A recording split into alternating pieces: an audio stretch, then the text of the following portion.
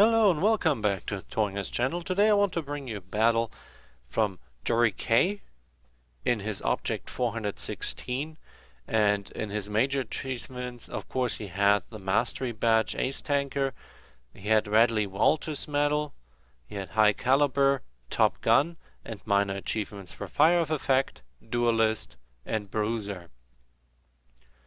He had 1656 XP and did 5629 damage. And when we look into the detailed report, he fired 34 shots and he connected 26, of which 23 penetrated. Now that sounds kind of like he shot a lot, basically missing. But we have to remember that's the Object 416. It's really flat. See it here in the image. And he was on Sand River, so a very hilly map.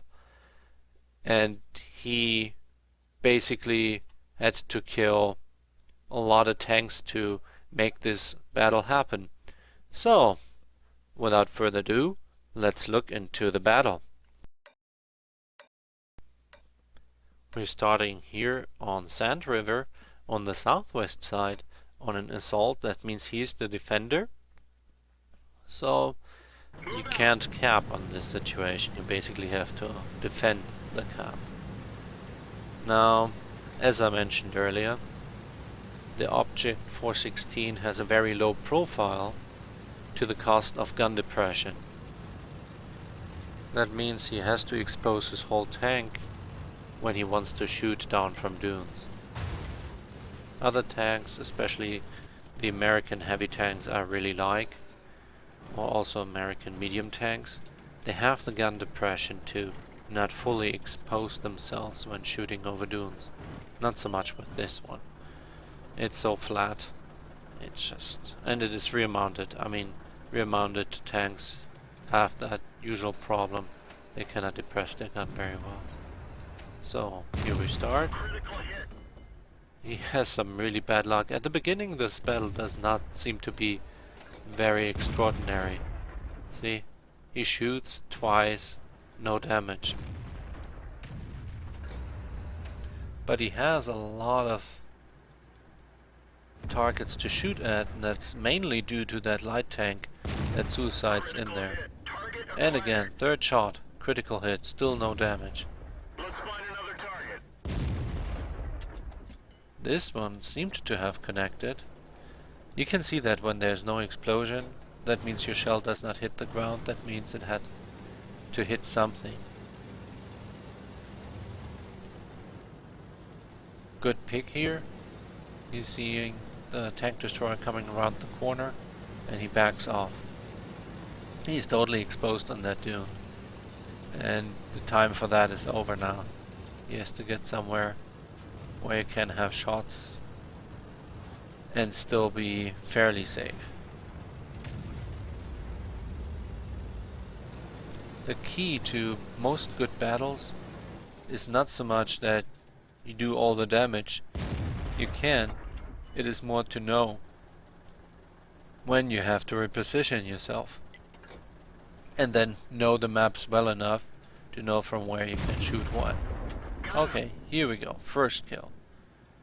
Now, I don't know what that Tiger 1 is thinking, but he's getting shot into the side, and he's just oblivious to it. Just continues to just drive there. That medium tank got into cover. Me as a heavy tank driver, I would have taken cover there by the dunes. However, he couldn't see the object, and when he saw it, it was too late. Yeah, so when you get damaged, check on from where the damage comes from. I have a damage indicator on my client. You see it once tanks get hit. It's a very precise one. It's basically making a spike on the top to indicate where the damage comes from. Now that's very important. Sometimes the spike shows you exactly the bush in which a light tank is. So with blind shots you can actually kill enemy tanks that way. The indicator that is built into World of Tanks. Yeah, did you see that spike up there, that yellow spike? It shows exactly the angle from where he was shot at that moment. Now, of course, if you move your tank, that's not precise anymore. That is just when you're standing still.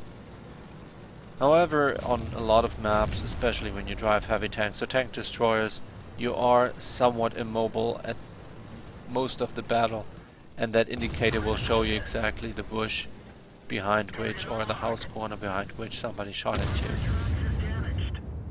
That's only useful, of course, if that tank didn't light up.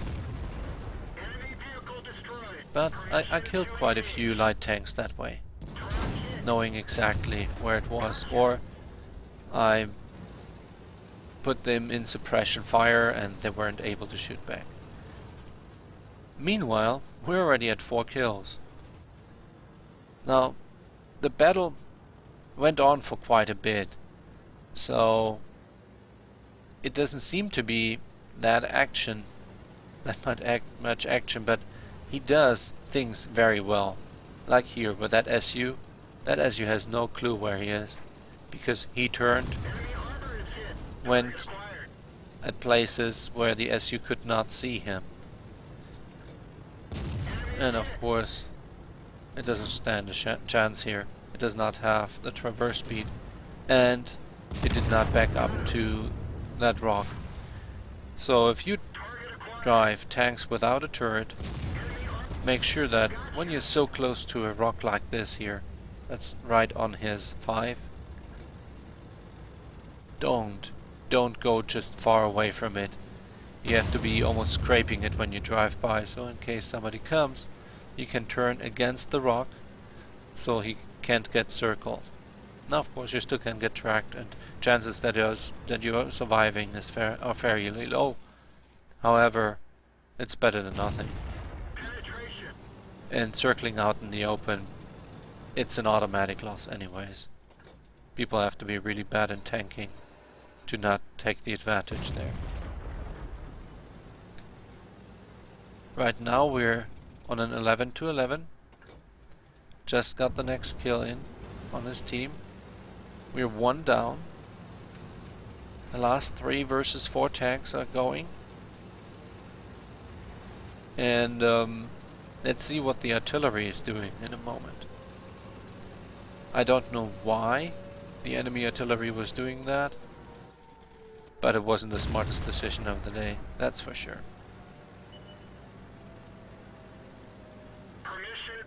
So he spots the heavy tank. Heavy tank does the only right thing. Probably does not have the view range on him, or knows exactly it's a T8 tank. He's not in a T8. He's not gonna bother with it. So why in the world does the artillery charge on him? There's just no point in doing so. You can't aim when you do that. There's no point in doing that. He should have stayed where he was and supported his team. But that basically lost them the battle.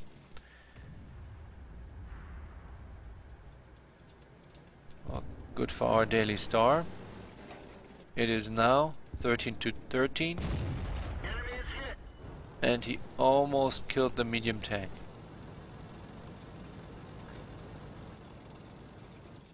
Oh, the artillery will have a hard time.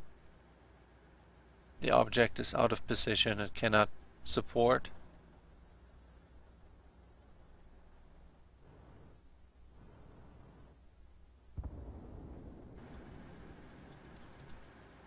So that means he has to hunt down 2 more tanks. Now there are some changes on that map. Do you see that you can drive now directly through the city here? That was not possible before.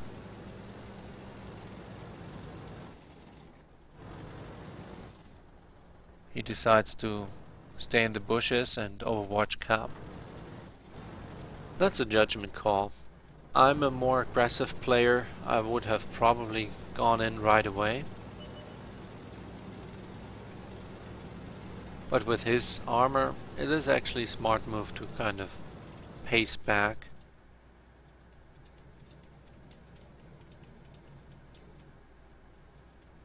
Is it payback time? Enemy Oh armor is yes. destroyed. 1-on-1 now. Enemy armor is damaged. And when we look at what tank it is, it does not have the highest armor. It basically does not even stand a chance. A few more hits and this battle will be over. Well, I hope you enjoyed the replay, and I thank you all for watching Thoringer's channel. I hope you hit the subscribe button so you can come back easily. And I'm always happy to have new subscribers. Also check out some of my older battles, and I see you next time on Thoringer's channel.